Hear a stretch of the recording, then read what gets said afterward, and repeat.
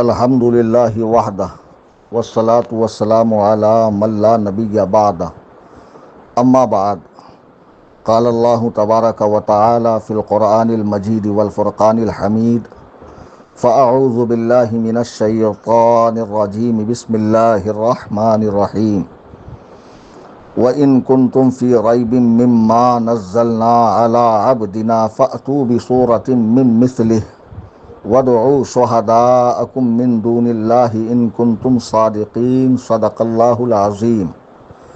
برادران اسلام، آج 21 سپتمبر 2024 کو میں اپنے واٹس ایپ چینل سنی جمعیت الاحناف میں دیوبندی مذہب سے تعلق رکھنے والے پاکستانی جوکر مولوی طارق نامسعود کے رد میں یہ آڈیو جاری کر رہا ہوں۔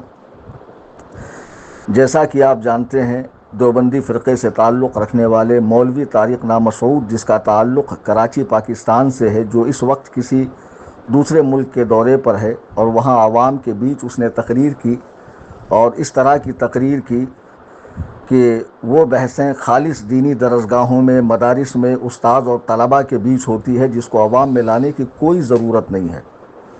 ہر چیز کو عوام بآسانی نہیں سمجھتی ہے۔ بسا اوقات وہ کچھ کا کچھ معنی لے جاتے ہیں اور پھر گمراہیت کے دلدل میں پھنس جاتے ہیں۔ مولوی طارق نامسعود کی یہ کلپ جب وائرل ہوئی تو ہم نے دیکھا کہ ملحدین، مذہب بیزار لوگ، اسلام کو ناپسند کرنے والے لوگوں نے اسے دلیل بنا کر پیش کیا کہ تمہارا ایک عالم کہہ رہا ہے کہ قرآن کریم میں گرامر کی مسٹیک ہے، اور تمہارے نبی صلی اللہ علیہ وسلم بے پڑھے لکھے آدمی تھے، ان پر قرآن اترتا، وہ صحابہ کو بتاتے، صحابہ لکھتے تو ان کو چیک کرنا بھی نہیں آتا کہ یہ صحیح لکھا ہے یا غلط ہے۔ آپ مولوی طارق نامسعود کی کلپ سن سکتے ہیں یوٹیوب پر۔ بعد میں اس نے وضاحت بھی دی، تو وہ وضاحت کیا تھی؟ خود فضیحت تھی۔ جاہل کہہ رہا ہے کہ جیسا قرآن لوح محفوظ پر تھا ویسا ہی آج ہمارے پاس موجود ہے۔ تو تیرے بقول کہ اس میں گرامر کی مسٹیک ہے، تو مجھے بتا کیا لوح محفوظ پر بھی اللہ تعالیٰ سے مسٹیک ہوئی؟ معاذ اللہ رب العالمین۔ مسلمانوں، اسی لیے کہا جاتا ہے دیوبندی مذہب کی اصل کو سمجھیے۔ یہ انگریزی دور میں پیدا ہونے والا ایک فرقہ ہے جس کی بنیاد ہی حب خدا اور بغض نبی میں رکھی گئی ہے۔ ان کے مذہب کی بنیاد ہی یہ ہے کہ نبی کریم صلی اللہ علیہ وسلم کو منہ بھر بھر کے گالیاں بکی جائے اور لکھی جائے، اور شروع سے 150 سالوں سے علماء اہل سنت ان کا رد کر رہے ہیں۔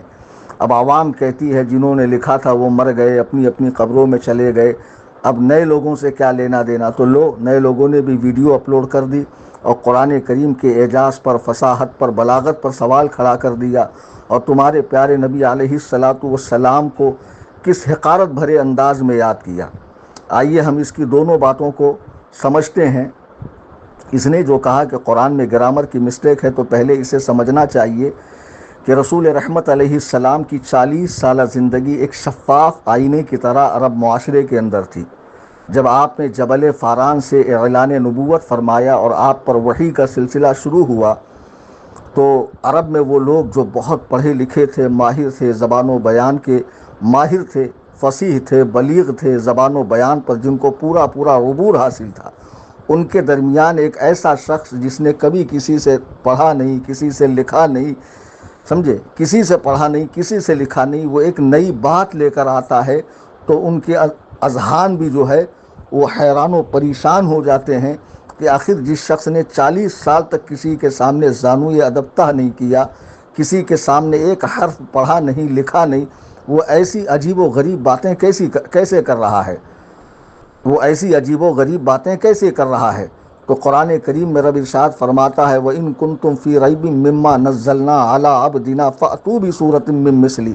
اگر تمہیں اس میں شک ہو اللہ کے اتارے ہوئے قرآن کے اندر جو ہم نے اپنے خاص بندے کی جانب اتارا ہے، تو اس کے مثل ایک صورت لے آؤ۔ فَأْتُوا بِسُورَةٍ مِّن مِّثْلِهِ، اس کی طرح ایک چھوٹی سی سورہ لے آؤ۔ وَادْعُوا شُهَدَاءَكُم مِّن دُونِ اللَّهِ إِن كُنتُم صَادِقِينَ، تو اللہ کے سوا تمہارے جتنے مددگار ہیں، حمایتی ہے، سارے حمایتیوں کو بلا لو اگر تم سچے ہو۔ ذرا سوچئے، جب یہ چیلنج اللہ پاک نے دیا تو عرب کے ان فصحاء پر اور بلغاء پر کیا قیامت ٹوٹی ہوں گی۔ عرب کے لوگ فصاحت و بلاغت کے میدان کے شہسوار تھے، اور ان کی صفوں میں ایسے بہت سے لوگ موجود تھے جو فن بلاغت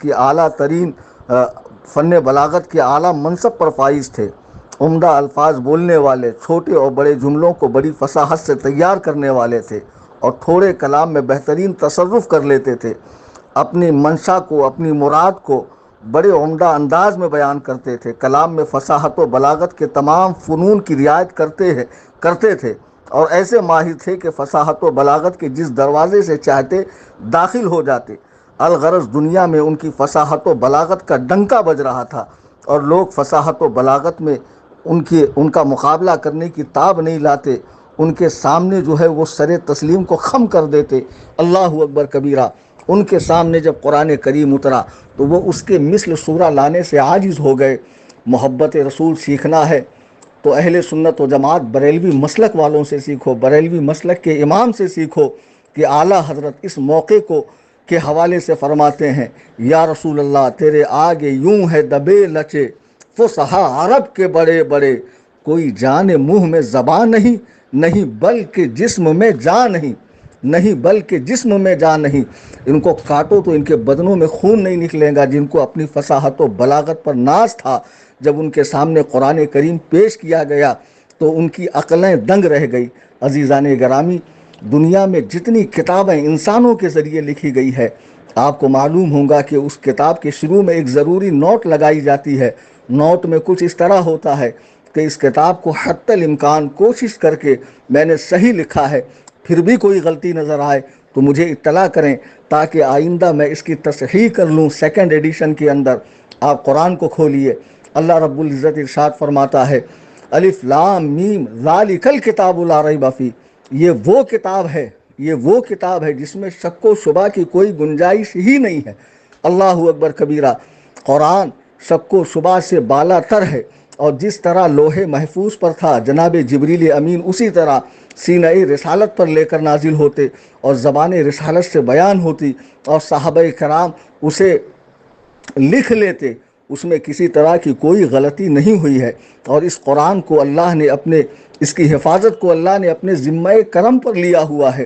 ایک ایسا جاہل شخص ہے کہ جس کی بات سے نہ صرف یہ کہ صحابہ کا اخلاص مجروح ہو رہا ہے، بلکہ نبی کی ذات بھی نشانہ تنقید بن رہی ہے، اور صرف نبی کی ذات نہیں، اللہ سبحانہ و تعالیٰ کی ذات بھی تنقید سے بچیں گی نہیں، کہ نازل کرنے والے نے ہی لوح محفوظ سے غلط نازل کیا، کہ وہاں پر نون ہونا چاہیے نہ کہ الف پر دو زبر ہونا چاہیے، لنصفان کس طرح ہونا چاہیے اللہ کو بھی نہیں معلوم، معاذ اللہ رب العالمین۔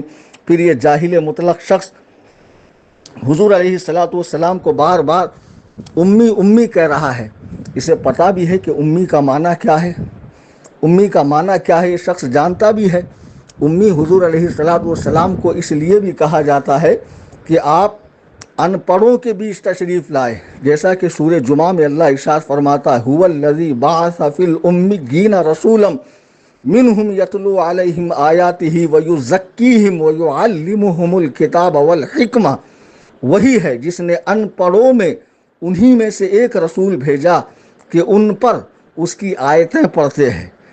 بقول تیرے نبی تو پڑھنا بھی نہیں جانتے، لکھنا بھی نہیں جانتے۔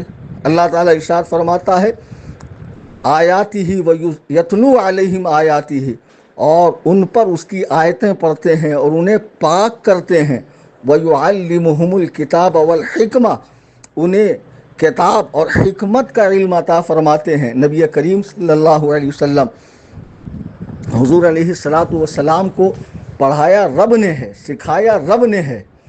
اللہ اکبر کبیرہ۔ بریلی کے امام ارشاد فرماتے ہیں، ایسا امی کس لیے منت کشے استاد ہو، کیا اعلیٰ فرماتے ہیں کیا کفایت اس کو اقرا وربک الاکرم نہیں۔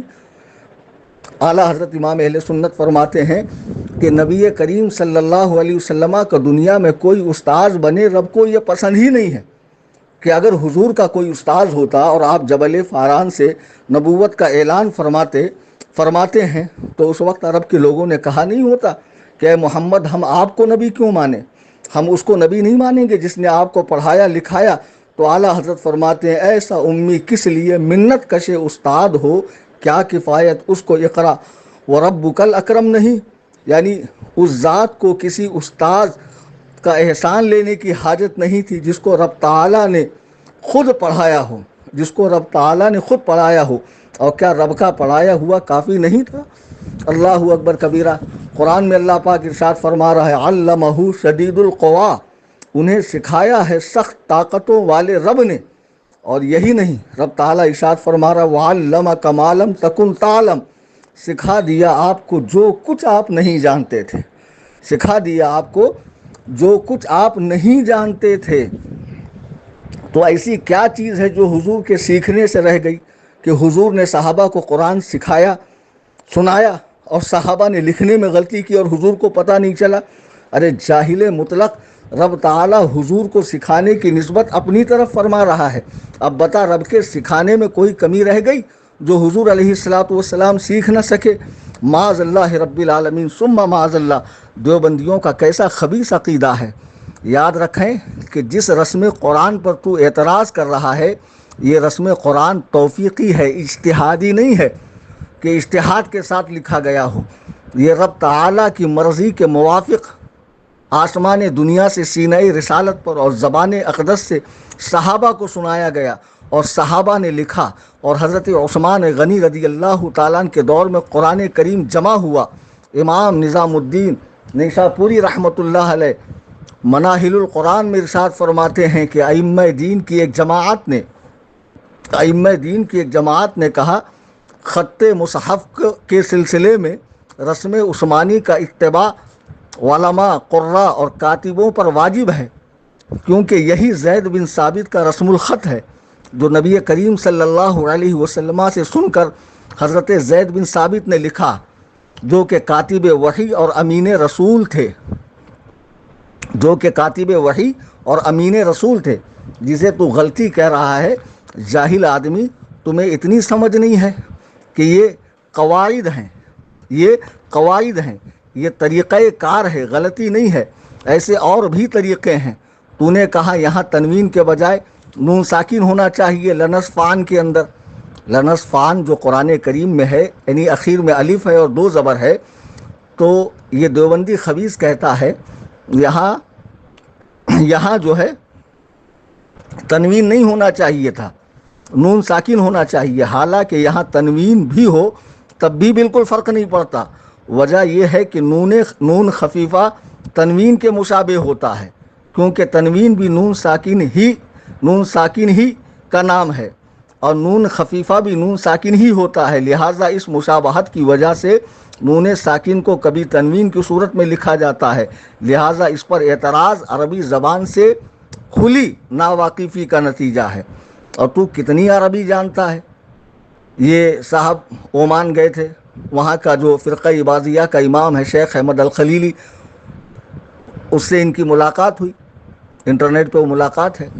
وہ عربی فصیح و بلیغ بول رہا، اور اس کے مقابلے میں یہ چون کا مربع، اس کی زبان ہی نہیں کھل رہی ہے، اور اسی عمان مسقط میں اس کے بعد 2 مرتبہ میں نے دورہ کیا، اور میں نے وہاں صحابی رسول حضرت مازن ابن غضوبہ رضی اللہ تعالیٰ کی مزار پر عربی میں پوری تفصیل بتائی ہے اس مزار کے تعلق سے، اس دورے کے تعلق سے۔ آپ جا کر سنیے۔ یہ آج بھی علماء اہل سنت بریلویوں کے مقابلے میں کوئی حیثیت نہیں رکھتے ہیں۔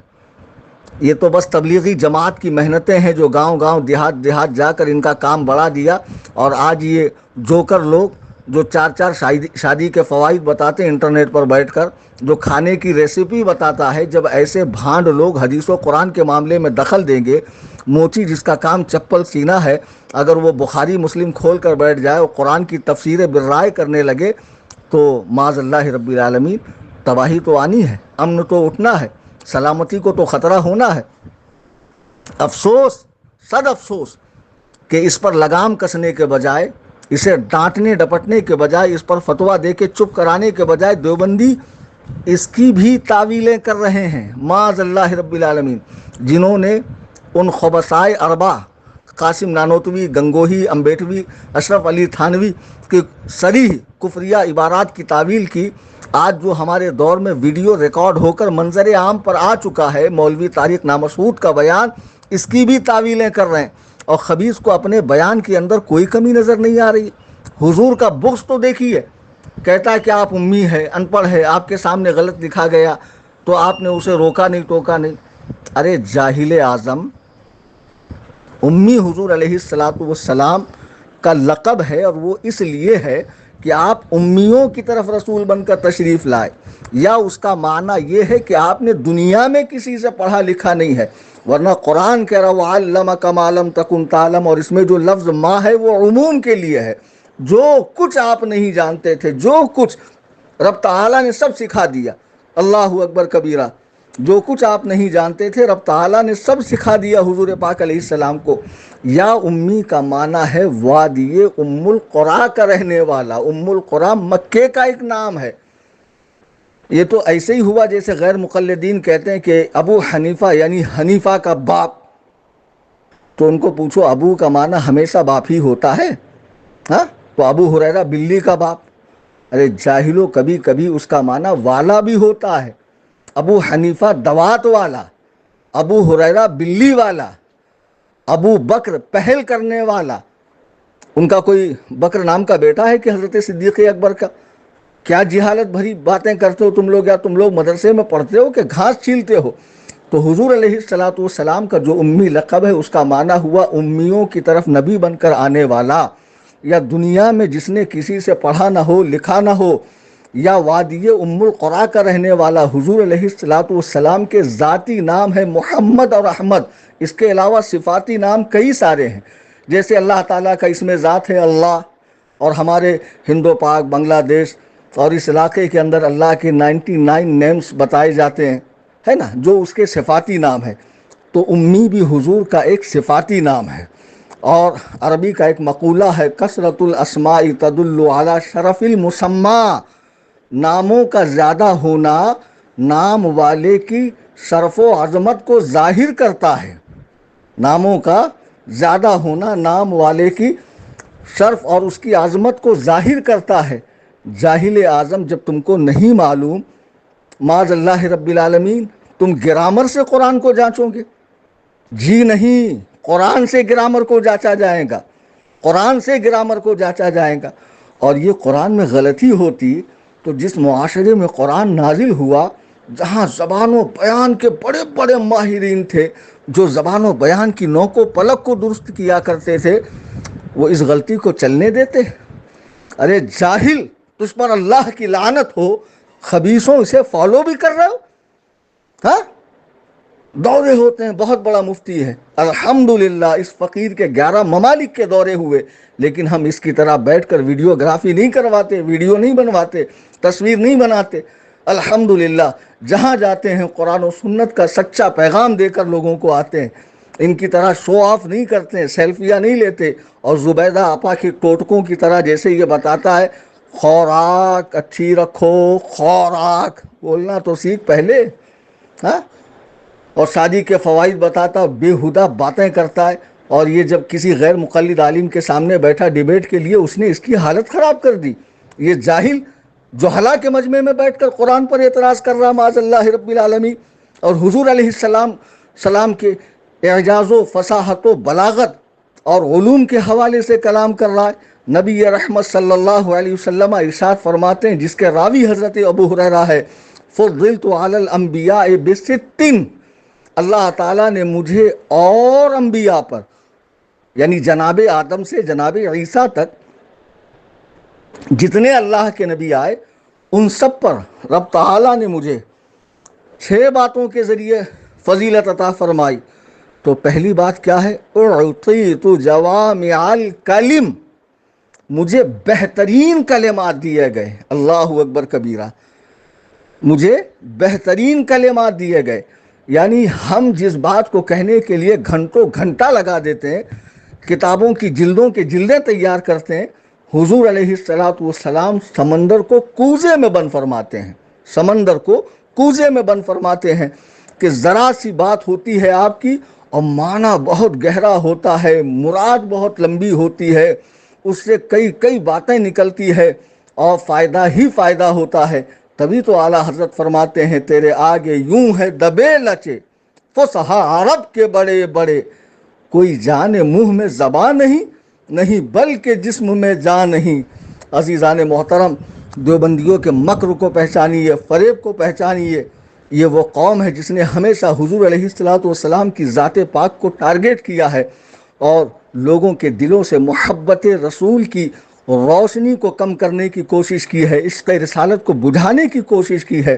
بتائیے عوام میں اس طرح کی بات کرنا کہ قرآن میں گرامر کی غلطی ہے، معاذ اللہ رب العالمین۔ لوح محفوظ سے قرآن سینہ اطہر پہ اترا، آپ نے صحابہ کو بتایا، صحابہ نے لکھا، تو اور صحابہ نہیں تھے اس موقع پر کہ جن کو یہ پتہ ہونا چاہیے تھا کہ یہاں الف نہیں ہونا چاہیے، یہاں تنوین نہیں ہونا چاہیے؟ اور صحابہ کو نہیں پتہ تھا؟ جب حضرت عثمان غنی رضی اللہ تعالیٰ عنہ نے قرآن کو جمع کیا تو اس موقع پر اور صحابہ نے ٹوکا کیوں نہیں کہ حضور اس غلطی کو صحیح کر لیجئے؟ اور صحابہ نے یہاں ٹوکا کیوں نہیں؟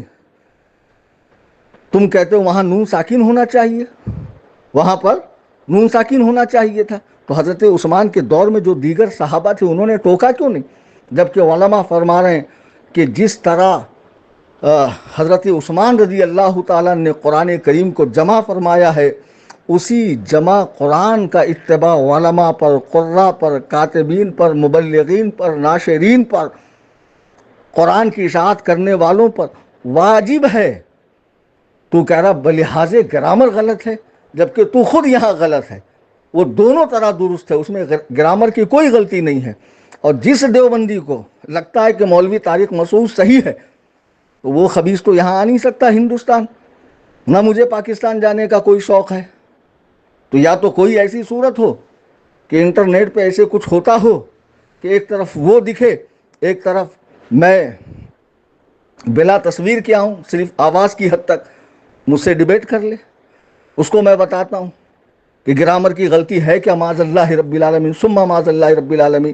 یا کوئی دیوبندی جماعت کا مولوی ہندوستان میں اس فقیر سے مناظرہ کرنا چاہتا ہے اعجاز قرآن پر، حضور علیہ الصلوۃ والسلام کے علوم شریفہ پر، انہوں نے تو پہلے بھی سرکار کے علم کو شیطان لعین کے علم کے برابر کہہ دیا، کیا کچھ نہیں کہا انہوں نے۔ موقع بموقع اسی چینل سے میں دیوبندیت کو پھاڑ کر رکھوں گا انشاءاللہ، اسی چینل سے۔ سارے سنیوں کو چاہیے اس چینل واٹس اپ چینل سنی جمعیت الاحناف کو فالو کریں۔ بہت آسان صورت ہے، آپ واٹس اپ میں جائیے، اپڈیٹس میں جائیے، اوپر سرچ کے بٹن پہ سنی ٹائپ کیجئے، نیچے لکھا آئے گا سنی جمعیت الاحناف، اس پر کلک کیجئے، فالو کا بٹن دبائیے، بیل آئیکن کو دبائیے، اس کی لنک تمام سنیوں کو بھیجیے۔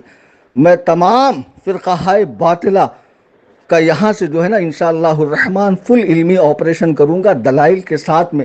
عزیزان محترم، مولوی طارق نامسعود نے جو بات کہی ہے اس سے ہمارے دلوں کو سخت ٹھیس پہنچی ہے۔ اللہ تعالیٰ اس مردود کا حشر ایسا فرمائے کہ لوگ سبق حاصل کریں، دیوبندیت سے دور ہو جائیے، تبلیغی جماعت سے دور ہو جائیے۔ یہ وہ ملعون مردود فرقہ ہے جو انگریز کے دور میں پیدا کیا گیا، جس کا مشن ہی نبی پاک علیہ الصلوۃ والسلام کی ذات اقدسہ کو نشانہ بنانا اور اسلام اور اس کی تعلیمات اور اس کی عبادات کو مشکوک بنانا ہے، تاکہ اسلام دشمن اسلام پر بھونکنے کا ان کو موقع مل جائے۔ اللہ تبارک و تعالی ہم سب کی حفاظت فرمائے اور ہمیں علم نافع عطا فرمائے اور اہل سنت کے مذہب پہ ہمیں استقامت نصیب فرمائے۔ فقیر محمد کلیم حنفی رضوی تمام احباب اہل سنت سے گزارش کرتا ہے کہ آپ میرے چینل سے جڑ جائیے۔